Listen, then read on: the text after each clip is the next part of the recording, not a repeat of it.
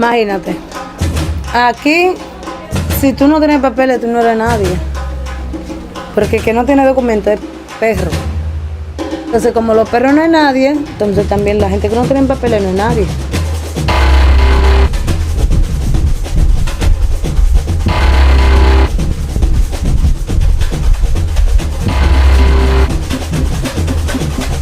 Yo me llamo María Luisa Sensi y me llaman Pequilina. Vivo en la República Dominicana. Mi isla está dividida en 2 países. Siempre he sido dominicana por mi nacimiento. Mis 2 niños también nacieron aquí, pero ahora hay problemas.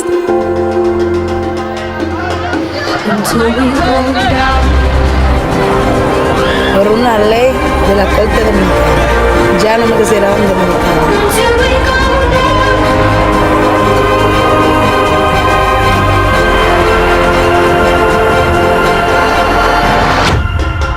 The two countries on either side of this border have a volatile A history. Dominican court ruled that anyone born to undocumented migrants after 1929 may not be eligible for Dominican citizenship, even if they were born in the It country. could affect more than 200,000 Dominican-born individuals of Haitian descent, plunging them into statelessness. Tensions along the border are rising. It is still not clear how many people might be deported to Haiti.